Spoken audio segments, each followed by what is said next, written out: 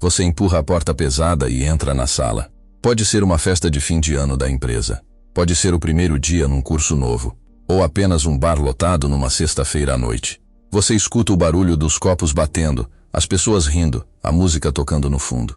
E você sente aquele frio familiar e incômodo na barriga. Você passou 40 minutos na frente do espelho do seu quarto antes de sair de casa. Você escolheu a sua melhor roupa. Você ensaiou mentalmente como ia sorrir. Você até separou 2 ou 3 histórias interessantes sobre o seu trabalho para ter o que falar.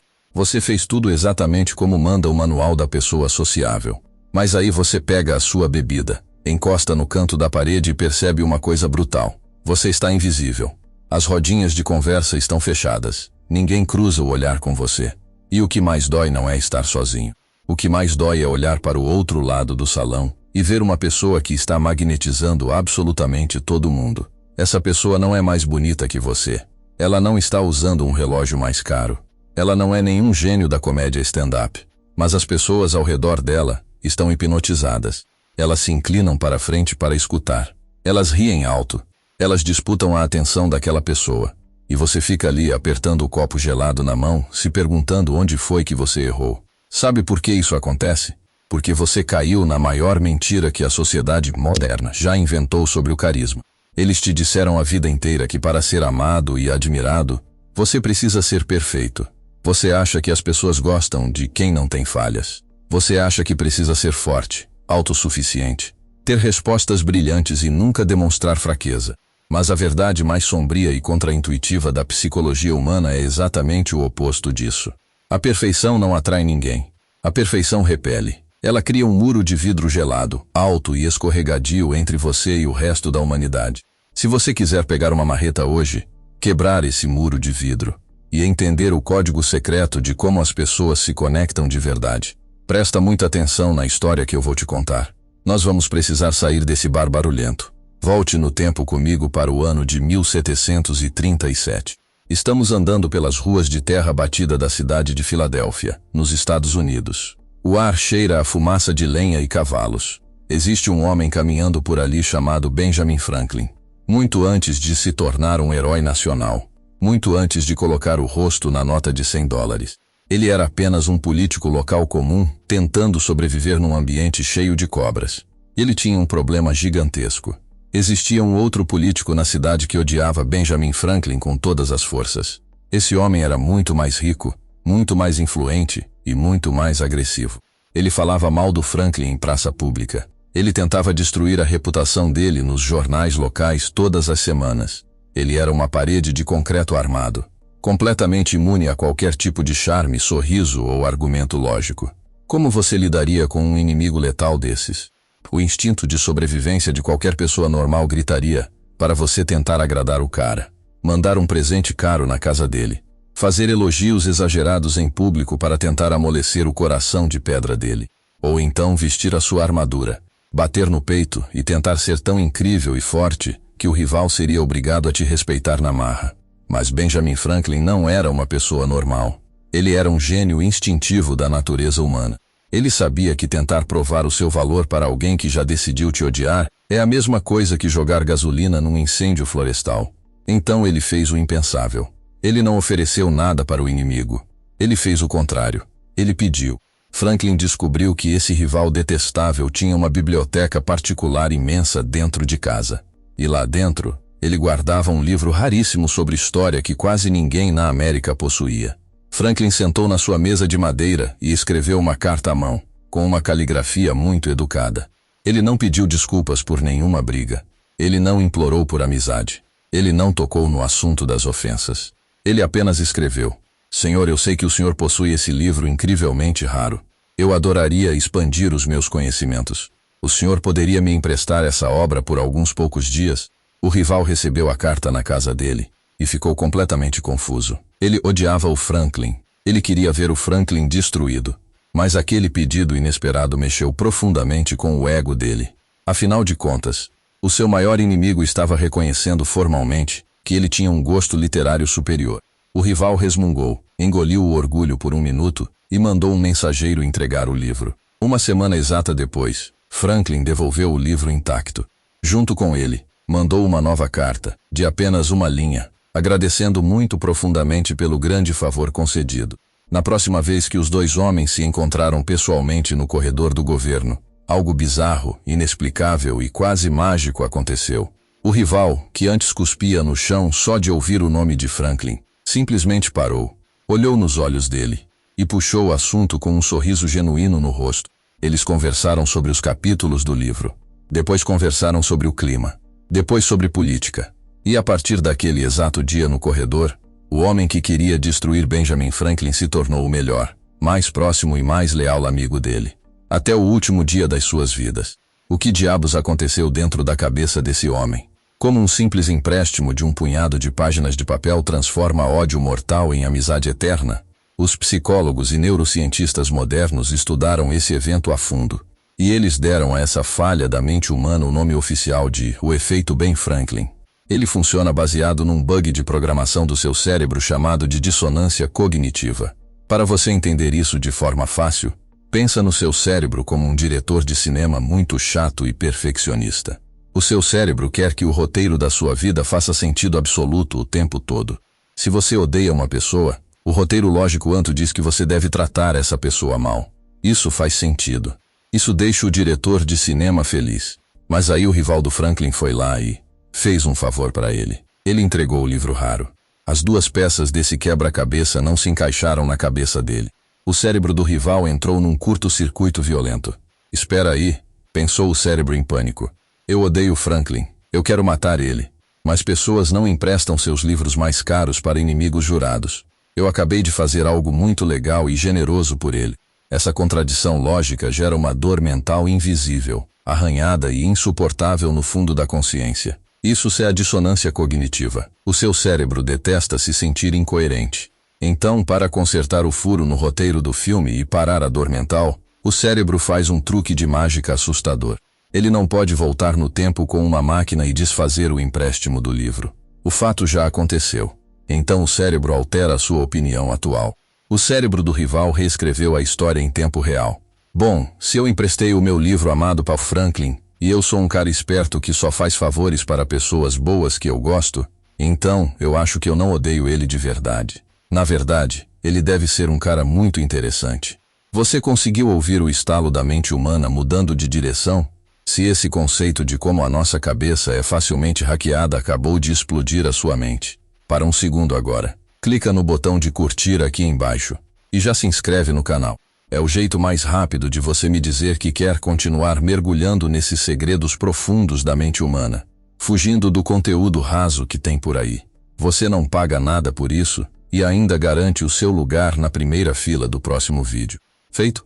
Então volta o seu foco total para cá, porque o buraco é mais embaixo. Você passou a sua vida inteira fazendo exatamente o contrário do Benjamin Franklin. Você foi ensinado que precisa fazer 1000 favores para as pessoas para que elas gostem de você. Você pagou a conta do bar inteira para a mesa de amigos. Você deu carona para quem morava longe. Você ajudou em dezenas de mudanças de apartamento, carregando o sofá pesado no sol. Tudo isso implorando silenciosamente por um pingo de amor e reconhecimento em troca. Mas a dura e fria ciência da psicologia prova o oposto. Quando você faz tudo para os outros o tempo todo, eles não passam a te amar mais. Eles apenas se acostumam a te usar como uma ferramenta conveniente. Se você quiser que alguém goste de você de forma real e orgânica, você precisa dar a essa pessoa a chance de investir em você. Quando alguém gasta tempo, gasta energia ou faz um pequeno favor na sua direção, o cérebro biológico dessa pessoa automaticamente passa a valorizar a sua existência para justificar aquele esforço. Porque nós somos programados para amar as coisas que nós ajudamos a construir. Mas existe uma segunda camada desse segredo. Uma camada ainda mais dolorosa e que vai contra tudo o que você aprendeu sobre tentar ser o cara perfeito ou a mulher maravilha. Avança no tempo para a década de 1960. Um psicólogo famoso chamado Elliot Aronson montou um experimento científico que era cruel, manipulador e absolutamente brilhante. Ele gravou áudios de 2 atores profissionais, simulando uma entrevista de emprego muito difícil. No primeiro áudio da fita, o candidato era um verdadeiro Deus caminhando sobre a terra. Ele respondia todas as perguntas dos recrutadores com uma precisão absoluta. Ele tinha o currículo perfeito, as notas perfeitas, Ele era engraçado e encantador na medida milimetricamente certa. Ele não tinha nenhuma falha na voz, nenhuma gaguejada de nervosismo. Uma verdadeira máquina impecável de competência. No segundo áudio, o candidato era interpretado pelo mesmo ator. Com o mesmo currículo incrível, as mesmas notas altas e as mesmas respostas geniais de antes. Mas, bem no finalzinho da fita cassete, quando a entrevista estava acabando, você ouvia um barulho alto de uma cadeira de madeira sendo arrastada no chão. Um estrondo de algo caindo na mesa. E o candidato gritando desesperado com a voz trêmula. Ai meu Deus, me desculpa. Eu derrubei a minha xícara inteira de café quente no meu terno novo. O Dr. Aronson tocou essas duas fitas diferentes para centenas de estudantes universitários. E no fim, ele fez uma única e simples pergunta no formulário. Qual dos dois caras você achou mais simpático e qual deles você gostaria de convidar para tomar uma cerveja? A lógica fria e capitalista diz que nós queremos andar com os vencedores invictos. Certo? Nós queremos estar perto de quem nunca erra. Mas os universitários disseram o contrário. O cara que derrubou o café pelando na própria roupa ganhou disparado em absolutamente todas as métricas de carisma, confiança e afinidade. O cara perfeito da primeira fita, aquele que não errou uma vírgula, foi descrito nos relatórios dos alunos com palavras horríveis. Eles chamaram ele de chato, distante, frio, robótico e até mesmo ameaçador. Isso se chama na ciência de o efeito pratfall, a atração magnética e irresistível da vulnerabilidade humana. Imagina uma estátua gigantesca esculpida no mármore mais branco e polido que existe, colocada no meio de um museu chique. Ela é maravilhosa de se olhar de longe. Ela não tem nenhum defeito. Mas você não consegue abraçar uma estátua de mármore. Não tem onde segurar, não tem textura, não tem calor. Ela é fria, ela é dura, ela é autossuficiente. E ela está morta. Quando você vai para uma festa, ou para o seu trabalho, e tenta ser o cara que não erra nunca. Quando você tenta ser a pessoa que não tem medos escondidos. A pessoa que não precisa de ajuda de ninguém nem para abrir um pote de vidro. Você se transforma numa estátua de mármore ambulante. As pessoas olham para você e o inconsciente delas grita: essa pessoa não precisa de mim para existir. E aqui mora o grande segredo da espécie humana. O ser humano tem uma necessidade biológica desesperada e profunda de se sentir útil. Nós evoluímos vivendo em tribos nas cavernas. Nós precisamos sentir que temos uma função na vida do outro. Quando o cara incrivelmente competente da fita de áudio derrubou o café no terno, ele deixou cair a máscara de ferro da perfeição. Ele mostrou uma rachadura enorme na estátua de mármore. E as pessoas amam rachaduras, porque é apenas pela rachadura da sua armadura que a luz da outra pessoa consegue entrar em você. Ela escuta o barulho do café derramado, ela vê o seu rosto de vergonha, e o cérebro dela derrete de alívio. Nossa, ele é humano, a pessoa pensa. Ele é falho, bagunçado e desastrado exatamente igual a mim. Eu não preciso ficar com a guarda alta.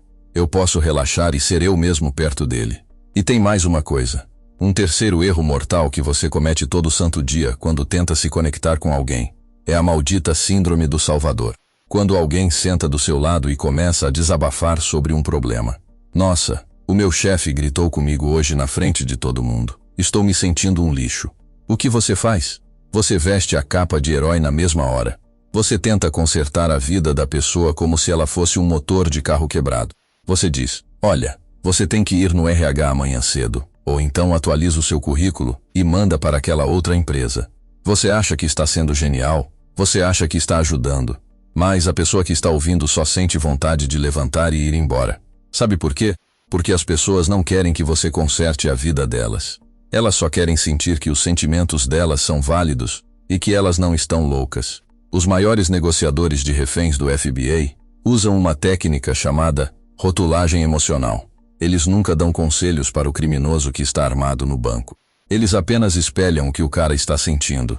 Em vez de dar a solução para o problema do chefe, experimenta olhar no olho da pessoa e dizer apenas: cara, isso parece ter sido incrivelmente exaustivo e injusto.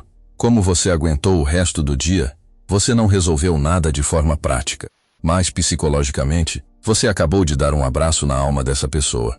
Você validou a existência dela. Você escutou. E quem escuta de verdade neste mundo barulhento, vira um farol no meio da escuridão. Então, junta todas essas três peças invisíveis do tabuleiro agora. O efeito Ben Franklin, o efeito Pratfall, a rotulagem emocional. E aplica isso na vida real amanhã cedo. quando você abrir a porta e sair para o mundo. Você está num ambiente novo e hostil, cheio de desconhecidos na empresa. Pare de tentar ser o lobo solitário impecável que tem todas as respostas do universo na ponta da língua. Engole o ego por 1 minuto. Vai até aquela pessoa que parece arrogante ou que não foi com a sua cara e faça um pequeno pedido. Eu vi que você entende muito desse sistema. Eu estou batendo a cabeça aqui há meia hora. Você pode me mostrar como você faz tão rápido? Você não está pedindo o salário dela. Você está pedindo algo muito mais valioso e gostoso para o ego humano. Você está pedindo a sabedoria dela. Você está deixando que ela invista 5 minutos na sua existência. E quando você estiver num encontro tenso, tentando desesperadamente mostrar que você é um super partidão ou a pessoa mais bem resolvida da cidade, derruba o escudo pesado de chumbo. Conta rindo sobre a vez que você tentou estacionar o carro e bateu na lixeira de casa. Conta sobre como você queima a comida de vez em quando. Mostre para o outro que você é apenas uma pessoa comum, navegando num mundo caótico, cheio de falhas, cheio de pequenos desastres diários. Porque no final do dia, a conexão verdadeira não acontece quando 2 deuses perfeitos se encontram no topo de uma montanha isolada. Isso é roteiro de filme mentiroso. A conexão real, profunda e que sobrevive ao tempo acontece quando 2 pessoas cheias de cicatrizes e defeitos sentam na beira do abismo. E uma vira para a outra, respira fundo e confessa: eu não faço a menor ideia do que eu estou fazendo da minha vida. E a outra sorri aliviada, abaixa os ombros e responde: que bom, porque eu também não. É nesse exato milissegundo de vulnerabilidade que o carisma de verdade nasce. A perfeição é uma prisão solitária e fria que você mesmo construiu para tentar se proteger da dor. Mas a vulnerabilidade é a chave de prata que destranca essa porta pelo lado de dentro. Então quebra o vidro. Deixa o café derramar no terno novo sem medo. Peça o livro emprestado. Você vai se assustar com o quanto as pessoas vão passar a te amar genuinamente. Simplesmente por você permitir que elas cheguem perto. A gente se vê na próxima história. Um abraço, e o vídeo acaba aqui.